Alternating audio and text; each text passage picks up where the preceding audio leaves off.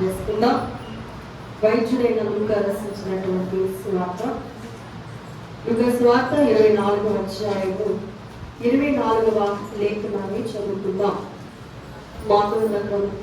మాతో కూడా ఉన్న వాళ్ళు కొందరు సమాధి ఎదుకు వెళ్ళి ఆ స్త్రీలు చెప్పినట్లు కనుగొని కానీ ఆయనను చూడలేదని ఆయనతో చెప్పింది. అందుకు ఆయన, అవివేకులారా, ప్రవక్తలు చెప్పిన మాటలన్నింటినీ నమ్మని మందమతులారా, క్రీస్తు ఇలా శ్రమపడి తన మహిమలో ప్రవేశించుట అగత్యము కాదా అని వారితో చెప్పి, మోషేయు సమస్త ప్రవక్తలను మొదలుకొని లేఖనములన్నిటిలో తన్నుగూర్చిన వచనముల భావము వారికి తెలిపెను.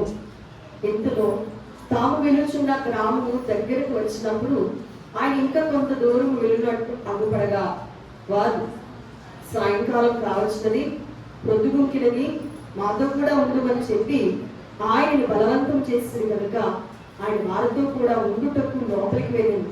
ఆయన వారితో కూడా భోజనములకు కూర్చున్నప్పుడు ఒక రొట్టెను పట్టుకుని స్తోత్రం చేసి దాన్ని విరిచి వారికి పంచిపెట్టగా వారి కన్నులు తెరవబడి ఆయనను గుర్తుపట్టిని. అంతటా ఆయన వారికి అదృశ్యుడాయను. ఆమె ప్రార్థన చేసుకుందాం. పరిశుద్ధ లేఖనముల గురించి పరిశుద్ధాత్మ తండ్రి మనపైన రాలి ఆత్మదేవుడు మనతో మాట్లాడేలాగున అందరం కూడా ప్రార్థించుకుందాం. ఆత్మ తండ్రిని వందనాలు. అదృశ్యుడా, దృశ్యమైన తండ్రి, అంతటా నాలో అందరిలో వ్యాపించిన పరమ తండ్రి, నీకు వందనములు, స్తోత్రములు.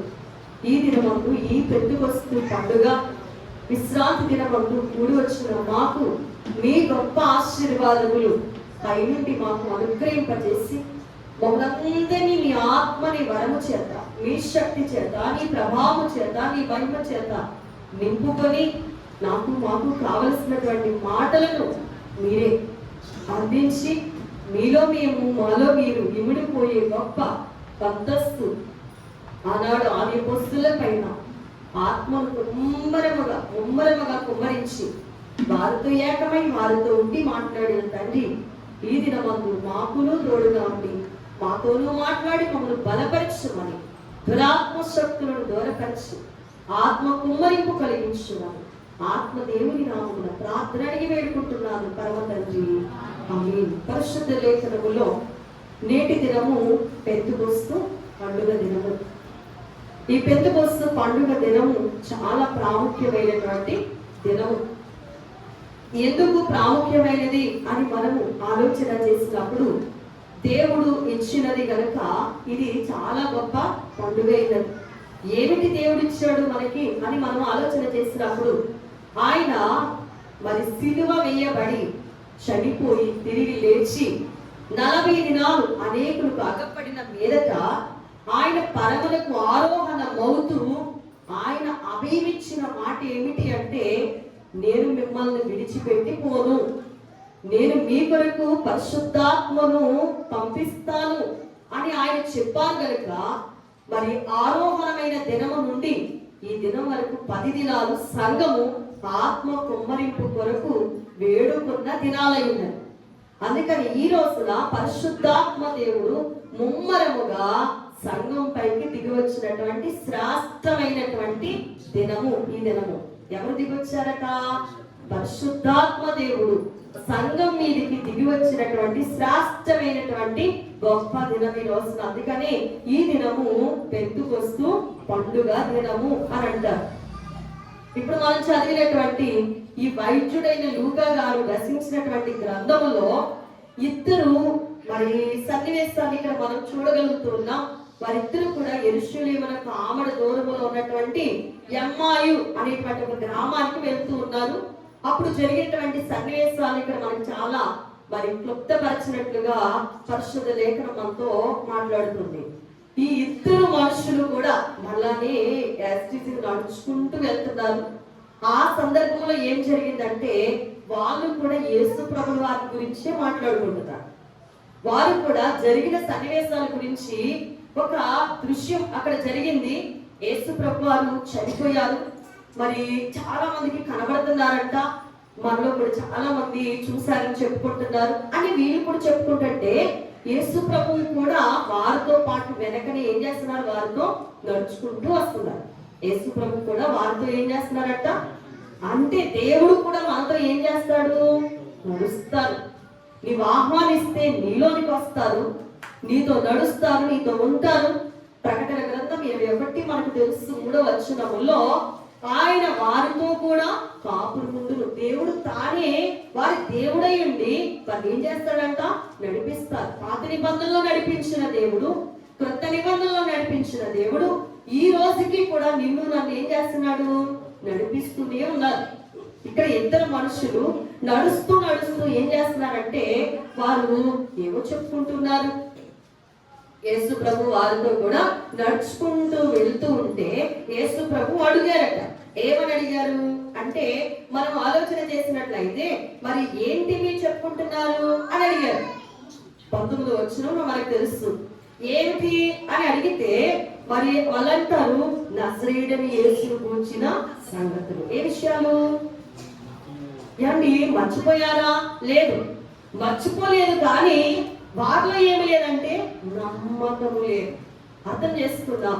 దైవ సన్నిధిలో కూర్చున్న వారులారా, వాక్యాన్ని పట్టుకున్న వారులారా, బైబిలే చదువుతున్న వారులారా, గుడికే వచ్చిన వారులారా, ఇంత మాత్రం చేత మర్చిపోదు. దయచేసి ప్రభు కోరుకుంటుంది ఏంటంటే గుడికి వచ్చావా, మరి ఆదివారం అని చెప్పా వచ్చావా అని కాదు, ఆయన్ని మర్చిపోకూడదు.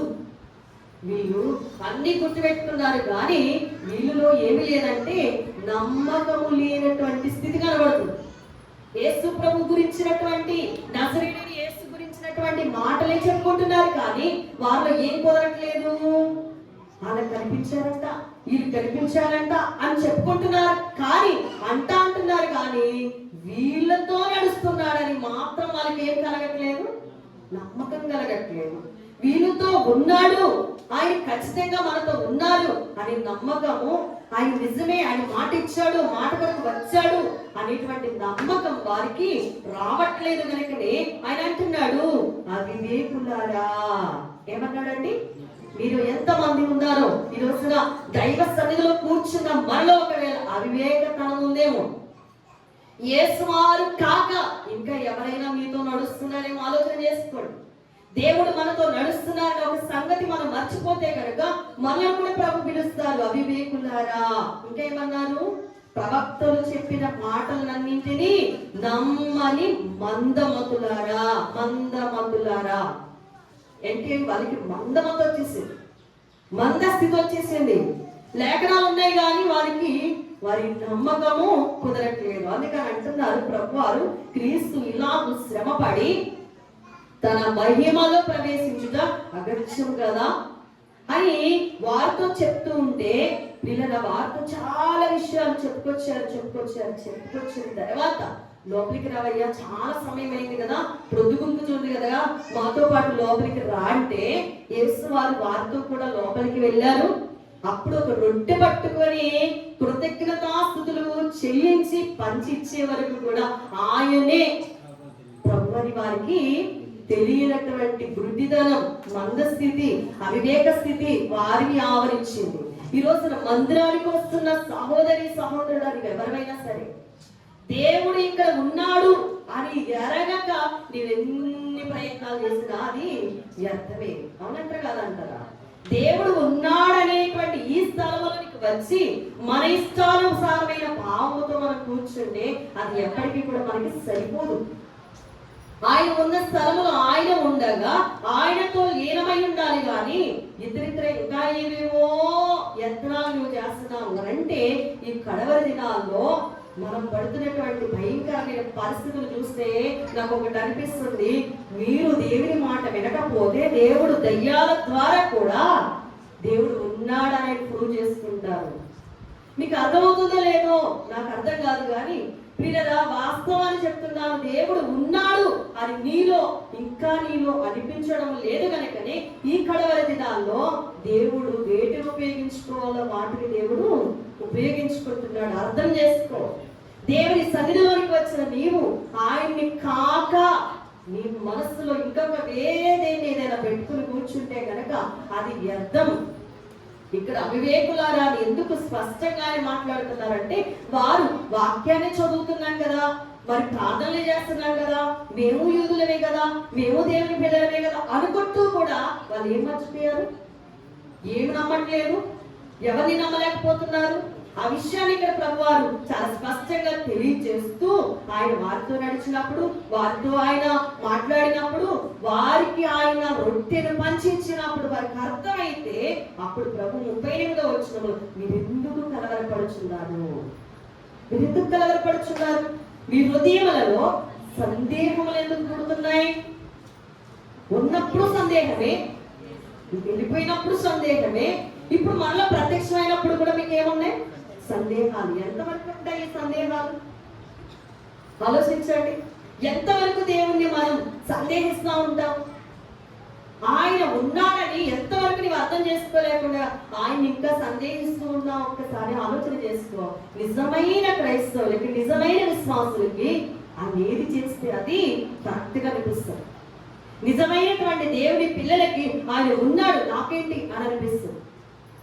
నామకార్థమైన భక్తి చేసిన వారికి ఎన్ని చేసినా కూడా ఒకసారి అంటారు ఉన్నారు అంటారు, మరొకసారి అంటారు ఎక్కడ ఉన్నాడు, ఉంటే చూడ్డా అంటారు. ఈ సందేహాలు ఎందుకు వస్తున్నాయంటే, నీలో ఉన్న అపనమ్మకము, నీలో ఉన్న మందస్థితి, నీలో ఉన్న అల్ప విశ్వాసము బట్టే ప్రభు నీవు ఇంకా పూర్తిగా ఏం చేయలేకపోతున్నావు, అర్థం చేసుకోలేకపోతున్నావు. ఆయన వారితో మాట్లాడుతున్నారు, నేనే ఆయన అనుటకు నా చేతులను నా పాదములను చూడండి. ఏసే ఇక్కడ ఉన్నారంటారా లేరంటారా? మనం చెప్పట్లేదు కానీ దయ్యం చెప్తుంది. ఎవరున్నారు ఇక్కడ అని? ఏం చెప్తుందండి?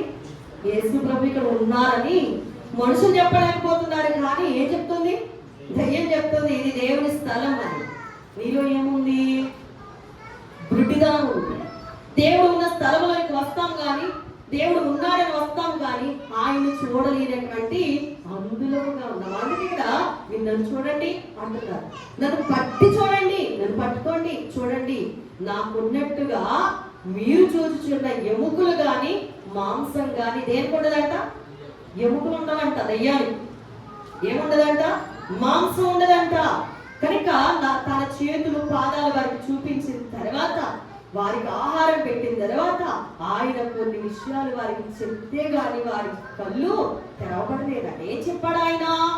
44వ వచనంలో మోషే ధర్మశాస్త్రములోను ప్రవక్తల గ్రంథములలోను కీర్తనలలోను దాని గురించి వ్రాయబడినవన్నీ నెరవేరవల్లని నేను మీ యొద్ద ఉండినప్పుడు మీతో చెప్పిన మాటలు నెరవేరినవి అంటున్నాడు. ఎక్కడెక్కడున్నాయంట? మోషే శాస్త్రములో ఉన్నాయి, ప్రవక్తల గ్రంథాలన్నింటిలో ఉన్నాయి, ఇంకా కీర్తన గ్రంథములో ఆయన గురించి ఏమైతే వ్రాస్తారో అవన్నీ యేసు ప్రభు వారిలో నెరవేరి. అంటే అప్పుడు వారు మనస్సు తెరవబడిందంట. అప్పటి వరకు వారి మనసులు ఏం తెరవబడలేదు? ప్రభు కొరకు తెరవబడలేదు. వారు ఏం చేయబడుతున్నారంటే, చూచుచున్నాం అనుకుంటున్నారు కానీ చూడలేదు, అందులో వింటున్నాం అనుకుంటున్నారు కానీ గ్రహింపు లేనటువంటి మనుషులు. అందుకే యెషయా ప్రవచనం వారి విషయంలోనే కాదు, ఇప్పుడు మన విషయంలో కూడా అదే యాస్టీజ్గా నెరవేరుతుంది. కథలు ఉన్నాయి, అమ్మో చూస్తున్నారు అనుకుంటున్నా కానీ ఏమి తెలియదు, వింటున్నారు అనుకుంటున్నాం అంతే కానీ ఏదో ఒకటి జరిగేసరికి ఉండే చేయడా కార్యాలు అనేటువంటి భయంకరమైన స్థితిలోకి వచ్చేసారు. అందుకనే ఆత్మదేవుడు ఈ రోజున సంఘం పైన ముమ్మరంగా కుమ్మరింపబడతారని ఆయన అభిమిస్తున్నాడు. ఆయన వెళ్తూ వెళ్తూ ఈ గ్రంథంలో ఆయన మాట్లాడిన మాట ఏంటి అని అంటే, 49వ వచనంలో ఇదిగో నా తండ్రి వాగ్దానం చేసినది మీ మీదికి పంపుచున్నాను. నా తండ్రి వాగ్దానం చేసింది నేను మీ మీదికి పంపుతున్నాను. ఏంటది? మీ పైనుండి శక్తి పొందుతారు. అప్పటి వరకు పట్టణంలోనే నిలిచి ఉండండి. ఎక్కడ నిలిచి ఉంటారట? బజార్లో కాదు, బయట కాదు, లోకానుసారంగా కాదు. ఈ రోజుల్లో పిల్లలు ఎక్కడ నిలిచి ఉండాలంట? దేవునిలో నిలిచి ఉండు. ఒకసారి దేవునిలో మరొకసారి లోకములో ఉంటే కుదరదు. నువ్వు ఎలా ఉండాలంటే పైనుండి శక్తి పొందే వరకు కూడా నీవు ఆయనలో నిలిచి ఉండు. అప్పుడేమవుతుంది? మనం ఆలోచన చేసినట్లయితే అపోస్తలుల కార్యముల గ్రంథంలో ఇదే చెప్పాడు. 1వ అధ్యాయములో పిల్లల 4వ వచనములో ఆయన మాట్లాడుతూ అంటాడు, మీరు యెరూషలేము నుండి గాక. నా తండ్రి వలన వినిన నా వలన వినిన తండ్రి యొక్క వాగ్దానం కొరకు కనిపెట్టండి. ఏంటి కనిపెట్టాలి? ఏమని కనిపెట్టాలంటే, యోహాను నీళ్లతో బాప్తిస్మం ఇచ్చాడు కదా, మీ పాదిరి మీకు నీళ్లతో బాప్తిస్మం ఇచ్చాడు కదా, కొద్ది దినాల్లోగా మీరు పరిశుద్ధాత్మలో బాప్తిస్మం పొందినరు. అక్కడ కొద్ది దినాలు, బాప్తిస్మం పొందిన వెంటనే పరిశుద్ధాత్మ రారా? మనం ఆలోచన చేసినట్లయితే యేసు ప్రభువు వారు కూడా ఒక వ్యక్తి చేతనే బాప్తిస్మం పొందారు, యోహాను చేతనే బాప్తిస్మం పొందారు. యోహాను చేత బాప్తిస్మం పొంది ఒడ్డుకు రాగానే పరిశుద్ధాత్మ దేవుడు పావుల రూపంలో ఆయన మీద రాలి ఆకాశము నుండి ఆత్మదేవుడు మాట్లాడుతున్నాడు. ఏమని? ఈయన నా ప్రియ కుమారుడు, ఈయన యందు నేను ఆనందించుచున్నా. మరి మనం ఎవరి పిల్లలం? ఏమండి, ఎవరికి పిల్లలం అవుతామని బాప్తిస్మం తీసుకున్నాం? ఎవరి పిల్లలంగా ఉండడానికి మనము దేవుల్లోనికి నడుస్తూ ఉన్నాం? దేవుని పేరు చెప్పుకుని దెయ్యాల పిల్లలుగా ఉండడానికా బాప్తిస్మం? ఆలోచన చేయండి. అసలు బాప్తిస్మం అనే అడుగు ఎందుకు పెట్టాం మనం? ఆయనకి పిల్లలముగా ఉండడానికి, అంతేగాని ఆయన పేరు చెప్పుకొని ఇంకొకరికి దాసులుగా ఉండడానికా? దేవుని పిల్లలం అవ్వడానికే, దేవుని వారసులం కావడానికే, దేవుళ్ళు నడుస్తామని ఆయనలో అడుగు వేయడానికే బాప్తిస్మం తీసుకున్నాం. నాట నుండి దేవుని ఆత్మ మన పైకి ముమ్మరంగా దిగొస్తున్నారు. మనకు తెలియకుండానే ఆ బాప్తిస్మం ద్వారానే ఆత్మదేవుడు మనలో ప్రవేశిస్తున్నారు. అంగీకరించిన వారికి అర్థం అవుతుంది. సాధు సుందర్ సింగ్ అంటారు ఒక రోజున, ఎవరు అడిగిన దానికి ఆయన అంటాడు, పరిశుద్ధాత్మ దేవుడు నాలో ఉన్నారని మీరు అడుగుతున్నారు, నాలో ఎలా ఉన్నారని అది మీకు ఎలా చూపించాలి అని అంటే, నేను మంచినీళ్ళు త్రాగేటప్పుడు త్రాగుతాను, ఆ నీళ్లు నా లోపలికి వెళ్తున్నట్టు నాకు తెలుస్తున్నాయి, కానీ నీళ్లు మీకు ఎలా చూపించగలను? ఆత్మదేవుడు కూడా నాలో అలాగునా ఉన్నారు. ఆయన ఉన్నాడు కానీ నాలో ఎప్పుడు బయటికి పోలేదు, ఆయన ఎప్పుడు నాలోనే ఉన్నారు అని ఆయన గర్వంగా చెప్తున్నారు. మరి మనలో లేదా పరిశుద్ధాత్మ దేవుడు? నీవు అంగీకరిస్తే నీలో లేరా పరిశుద్ధాత్మ దేవుడు? ఆత్మదేవుడు ఉన్నప్పుడు లోకానుసారమైన తలంపులు నీకు ఎందుకు వస్తున్నాయి? పరిశుద్ధాత్మ దేవుడిని కలిగి ఉన్నానని చెప్పి నీవు ఇంకా లోకంలో ఉన్నావు కనుకనే దురాత్మలు కూడా నిన్ను ఆవరిస్తున్నాయి. ఒక్క విషయం చెప్తా, అర్థం చేసుకుందాం. ఒక యజమానికి మనం ఆ భార్యగా పిలువబడిన తర్వాత ఇంకొకరిని మనం వరించాము అంటే అది ఎంత చెడ్డదో, పరిశుద్ధాత్మ దేవుణ్ణి యేసుక్రీస్తు ప్రభువాన్ని సొంత రక్షకునిగా అంగీకరించిన మనం వేరొక పేరు జపించడం కూడా అంతకంటే భయంకరమైన అపవిత్రం. ఇది అర్థమైతే పరిశుద్ధాత్మ దేవుడు నీలో ఉన్నారో లేదో నీకు అర్థమవుతుంది. పరిశుద్ధాత్మ దేవుడు మనలో ఎప్పుడు ఉన్నారు అంటే, ఆయన నిత్యం మనతో ఉండడానికి ఆయన మన కొరకు వస్తున్నారు. ఆయన మనతో నిత్యం ఉండాలని ఆయన తీర్మానం చేసుకున్నారు, నిశ్చయించుకున్నారు. ఇది ఎప్పుడు? జగదుత్పత్తి లేనప్పుడే ఆయనలో నీవు నేను ఆయనలో కలిసి ఉండాలని ఆయన ఒక సంకల్పనతో నిన్ను నన్ను లోకానికి పంపించాడు. నిన్ను నన్ను ఇంకొకరికి ఇవ్వడానికి కాదు, ఆయనే వరించాలి, ఆయనే మనలను ఆవరించాలి, ఆయనకే మన మీద అధికారం ఉండాలి. అందుకని ఈ లోకంలోనికి మనము పంపబడతాం. కానీ మనం ఏం చేస్తాం? కొంతసేపు ఇక్కడ, కొంతసేపు బయట, కొంతసేపు ఇంకొకసారి, ఎలా రకరకాలుగా మసులు కొట్టున్నా కనుకనే ఆత్మదేవుని అర్థం చేసుకోలేక మనలో ఇంకా వేరే ప్రయత్నాలు చేయడానికి బట్టి దేవుడు మన నుండి ఏమవుతున్నాడు? దుఃఖపడుతున్నాడు. దేవుడు మన ద్వారా సంతోషపడాలి కానీ ఏం చేస్తున్నాడు? ఆయన దుఃఖపడుతూ ఉన్నాడు. ఈ అపోస్తల కార్యముల గ్రంథములో వాళ్ళతో మాట్లాడుతూ అన్నారు, మీరు వాగ్దానం కొరకు కనిపెట్టండి, మీరు పరిశుద్ధాత్మలో బాప్తిస్మం పొందుతారు అని అన్నారు. ఆ వాగ్దానం కొరకు వారు ఏం చేశారో తెలుసా? కనిపెట్టారండి. మరి ఎంత కనిపెడుతున్నారు? అలా ప్రభు చెప్పగానే వాళ్ళు ఏం చేశారు? 11వ వచనంలో అపోస్తల కార్యములు చదువుతున్నా నేను. 1వ అధ్యాయం 13వ వచనంలో పట్టణంలో ప్రవేశించారు, తాము బస చేయుచుండే మేడ గదిలోనికి ఎక్కిపోయారంట. వాళ్ళందరూ కూడా ఏం చేశారంటే 14వ వచనంలో వీరందరూ వీరితో కూడా కొందరు స్త్రీలు ప్రభు అయిన యేసు తల్లి మరియమ్మ గారు, అనేకులు సహోదరులు అందరూ కలిసి ఏక మనసుతో ఎడతెగక ప్రార్థన చేస్తున్నారు. ఎడతెగక 10 దినాలు కూడా అలా కూడుకున్న తర్వాత ఆ కాలం అందు ఇంచుమించు ఎంతమంది అంటండి, 120 మంది సహోదరులు కూడి ఉంటే పేతురు గారు వారితో మాట్లాడుతూ ఉన్నారు. అలా మాట్లాడిన తర్వాత ఈ రోజు పెంతెకొస్తు పండుగ దినమందు 2వ అధ్యాయం ప్రారంభ వచనములో అందరూ ఒక చోట అలా కూడుకుని ఉంటేనంట, అప్పుడు వేగముగా వీచు బలమైన గాలి వంటి ధ్వని ఆకాశం నుండి అకస్మాత్తుగా వారున్న ఇల్లంతా కూడా నిండిపోయినారు. ఎవరు వచ్చారండి? పరిశుద్ధాత్మదేవుడు. ఆత్మదేవుడు వారు కూర్చుని ఉన్న ఇల్లంతా నింపబడ్డారట. నింపబడితే అగ్ని జ్వాలల వంటి నాలుకలు విభాగింపబడినట్టుగా వారికి కనబడ్డారు.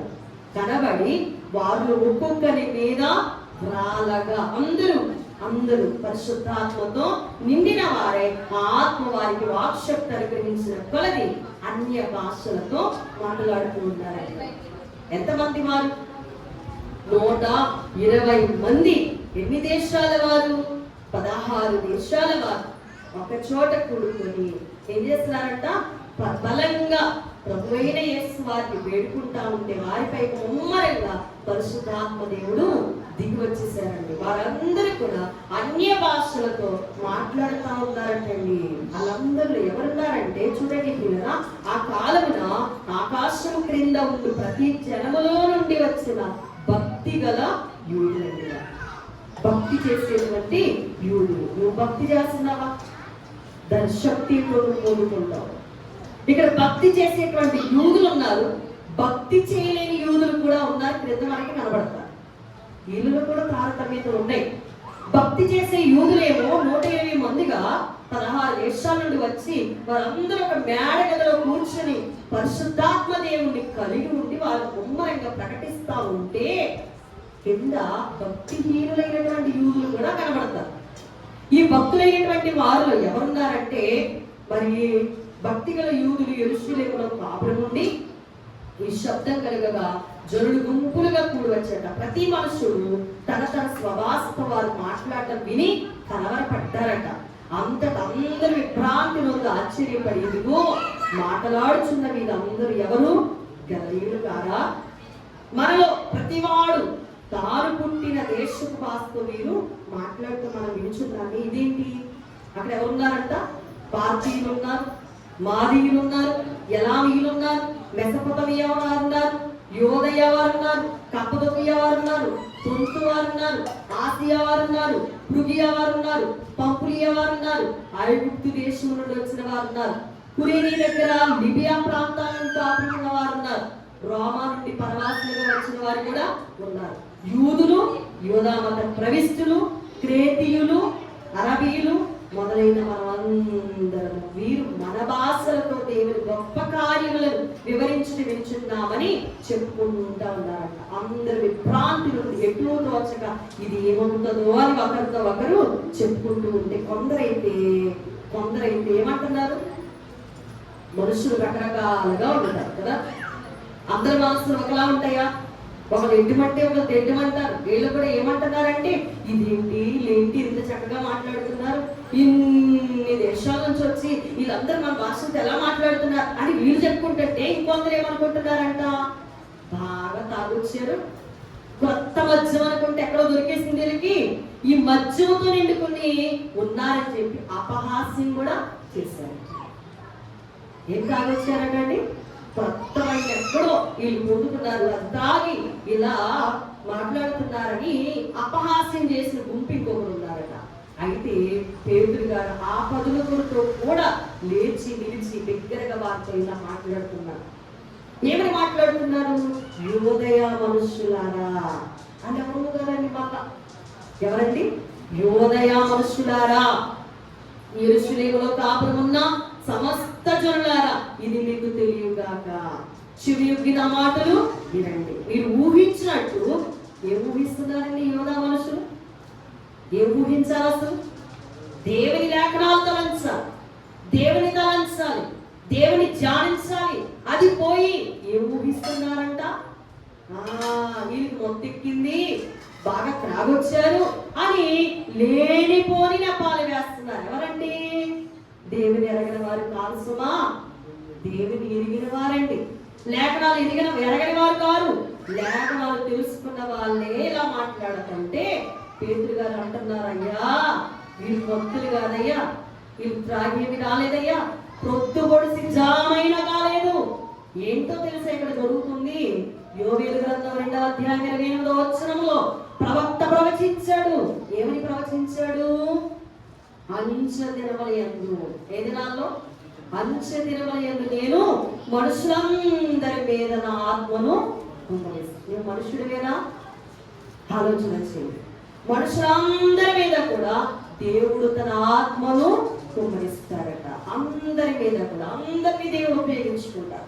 మనుషులందరూ అన్నారు, తన వారు కారు, అందరి మీద దేవుడు తన ఆత్మను కుమ్మరిస్తారు. మీ కుమారులు మీ కుమార్తెలు ప్రవచిస్తారు. మన బిడ్డలు ఏం చేస్తారట? రేపు జరగబోయే విషయాలు ఈ రోజే ప్రవచిస్తారట. ఇది ఇక్కడ జరుగుతున్న గొప్ప విశిష్టత.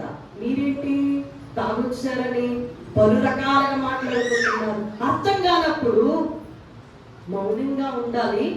అది ఏంటో తెలుసుకునే వరకు మౌనం దాల్చాలి. వ్యక్తమైన ఆలోచనలతో రకరకాలుగా మాట్లాడుకుంటే చెడిపోయేది మాట్లాడుకున్నవాడు. అర్థం చేసుకుందాం. దేవుని యొక్క భాష తీరు. ఆయన వచ్చి మాట్లాడుతూ ఉంటే వీళ్ళేంటి మత్తులో ఉన్నారు, వీళ్ళేంటి తాగొచ్చారు, వీళ్ళేంటి అరుస్తున్నారు అని అనుకుంటే పేతురు గారు అంటున్నారు, అయ్యారా ఇంకా మోసంలో ఉన్నారా? ఇంకా మీకు అర్థం కావట్లేదా?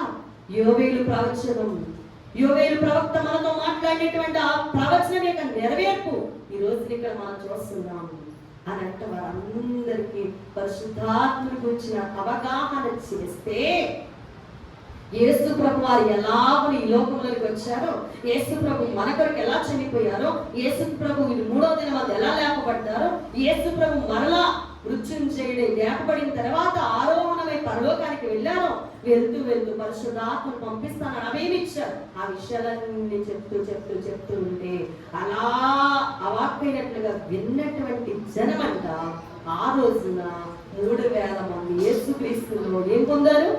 బాప్తిస్మం పొందారు.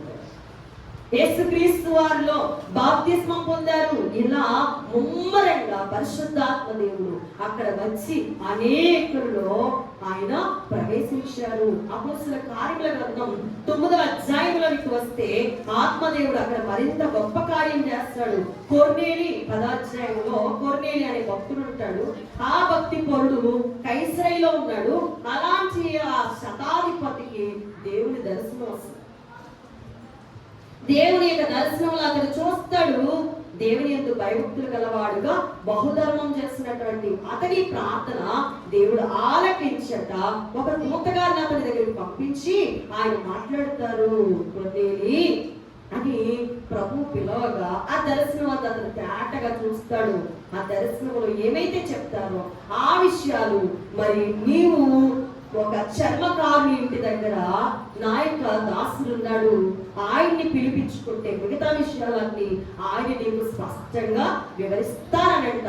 పేతురు గారు ఎక్కడున్నారో ఆయన ఉన్న ప్లేస్ అంతా కూడా కొర్నేలి గారికి దర్శనంలో దేవుడు ఏం చేస్తున్నాడు? చూపిస్తున్నాడు. కొర్నేలికి ఇలా దర్శనం వచ్చిందండి. పేతురు గారికి కూడా దేవుడు చెప్తున్నాడు. పేతురు గారంట చాలా ఆకలిగా ఉంది. పాపం ఆయనకి ఆకలిగా ఉంటే మిద్ది మీదకి ఎక్కాడంట. ఆ ఇంటిల్లాలు ఏం చేస్తుందంటే వంట సిద్ధం చేస్తుంది. ఆకలిగా ఉన్న వాడికి ప్రార్థన చేయడం కొంచెం కష్టంగా ఉంటుంది. ఆ ఇంటిల్లాలేమో గొంగముల ఆడుతూ చక్కని ఆహారం వంట వండుతూ ఉంటే ఆయన ఆత్మపూర్ణుడైపోయాడు. ఆకలితో ఉన్నాడు, ప్రార్థనలోకి వెళ్ళిపోయాడు, ఆత్మతో నింపబడ్డాడు, దేవదర్శనం చేస్తున్నాడు. ఆకాశంలో అంట ఒక దుప్పటి క్రిందికి దిగుబడింది. దాంట్లో నానా రకరకాలైన జంతువులు, సతస్పద జీవులు అన్ని అందులో ఉన్నాయంట. నీకు ఆకలిగా ఉంది కదా, ప్రభు అంటున్నారు, పైన ఒక స్వరం వినబడుతుంది, నీకు ఆకలిగా ఉంది కదా, వీటిని అన్నింటినీ చంపుకొని తిని అన్నారు. అప్పుడు ఆకలితో ఉన్నవాడు ఆ స్వరానికి ఏం చేయాలి? చెప్పింది చేయాలి. కానీ ఆయన అంటాడు, నేను ఇలాంటివి ఎప్పుడు కూడా నా జీవితంలో నిషిద్ధమైనది ఎప్పుడు నా నోట నేను పెట్టలేదు అని అంటే ప్రభు అంటారు, మరి దేవుడు పవిత్రం చేసిన వాటిని పరిశుద్ధమైన వాటిగా ఎంచను. నేను పవిత్రపరిచాను వాటన్నింటినీ, నీవు చంపుకుని తిను. అదేంటో తెలుసా అర్థం? ఇదిగో కొర్నేలి అనే ఒక భక్తి పరుడు ఉన్నాడు. అతడు ప్రార్థన చేస్తున్నాడు, యథార్థంగా ఉన్నాడు, భక్తి పరుడు. అతను చేసిన ధర్మ కార్యాలు నేను చూశాను. నీవు ఆయన ఇంటికి వెళ్ళు, అక్కడ అనేకులు అన్యజనులు కూడుకుని ఉన్నారు, నన్ను చూసి చెప్పు అక్కడ అని అన్నారండి. ఎక్కడండి? కొర్నేలికేమో చర్మకారిణి ఇంట పేతురున్నాడు, ఆ పేతురుని రప్పించుకోనేమో కొర్నేలికి చెప్పారు. కొర్నేలి ఇంటి దగ్గర నుండి పేతురు గారింటికి మనుషులు పంపించాడండి కొర్నేలి గారు.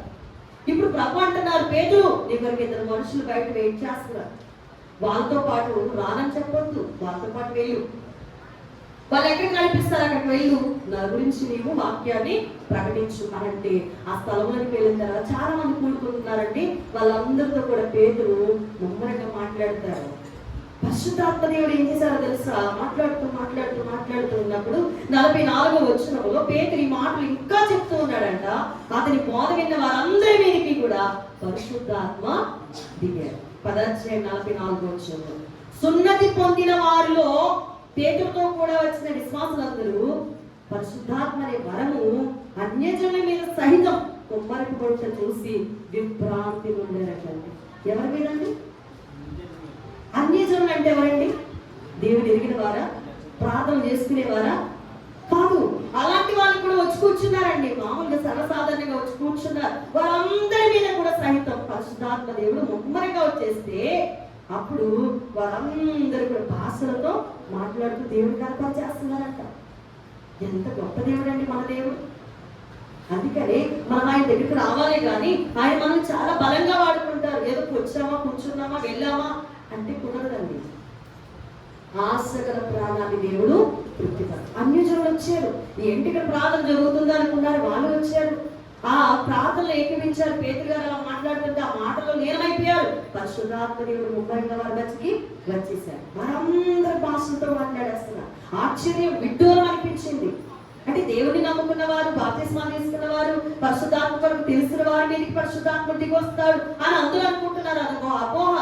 అలా అనుకుంటుంటే అన్యజనుల మీద కూడా దేవుడు రాలేరట. వాళ్ళు కూడా భాషలతో మాట్లాడుతున్నారు. వాళ్ళు కూడా చాలాసార్లు వెర్రివారిని అనుకుంటారు. మీరు మాకేంటి చదువు రాదు కదండి, మనకి వెళ్ళే వాళ్ళం కదా, నోట్ల అక్షరం ఒక లేదు, మీరు ఏదో చెప్తారు, మేము ఏదో చెప్తాం, మాకు ఏమర్థమవుతుందంటే అనుకుంటారు. కానీ పరిశుద్ధాత్మ దేవుడు ముమ్మరంగా మనల్ని తాకితే, మట్టి ఘటనలమైన మనలను తాకితే మహిమతో మనము నింపబడతాం. అందుకే దేవుడి లోకంలోకి వచ్చారండి. మనం మట్టివారం కాము, దేవుని ఆత్మ మనలో నివసిస్తున్నారు. మనం మట్టివారం కావచ్చు కానీ ఆత్మ దేవుడు బలమైన దేవుడు. బలహీనమైన మనలను బలమైన దేవుడు తాకితే మనం కూడా ఏం పొందగలం? శక్తి పొందగలం. చూడండి, ఒకనొక సందర్భంలో సౌలు, పాత నిబంధనలో ఉన్న సౌలు మొట్టమొదటి రాజు. అతడట నడుస్తూ పరిశుద్ధాత్మ అతని మీదకి వచ్చేసింది. ఆయన కూడా ప్రవక్తల్లో కలిసిపోయాడు, ప్రవచనాలు ఎత్తి ప్రవచిస్తున్నాడు. ఒక సామెత పరిచయాల దినమను సౌలు కూడా ప్రవక్తల్లో ఉన్నాడా? సౌలు ఎవరంటే అసలు ప్రవక్త కాదు. సౌలు ఎవరు? రాజు, ఇశ్రాయేలుకు మొట్టమొదటి రాజు. కానీ ఏం చెప్తున్నాడు? ప్రవచనాలు చెప్తున్నాడు. ఆశ్చర్యం వేసింది. ప్రవక్తల్లో కలిసిపోయాడు. సౌలు కూడా ప్రవక్తల్లో ఉన్నారా? ఈరోజు నిన్ను నన్ను కూడా పరిశుద్ధాత్మ దేవుడు అలాగునా వాడుకోవడానికి ఇష్టపడుతున్నాడు. నీవు మట్టిదానవా, ఏమి చేతగాదానవా కాదు. ఆశ ఉంటే చాలు, పరిశుద్ధాత్మ దేవుడు నిన్ను నన్ను తాకుతాడు. ఇక్కడ విషయం ఏంటి మనకు అర్థం కాని విషయం అని అంటే, యోవేలు ప్రవచనంలో ఒక బలమైన మాట కనబడుతుంది. మీ కుమార్తెలు ప్రవచనాలు చెప్తారు.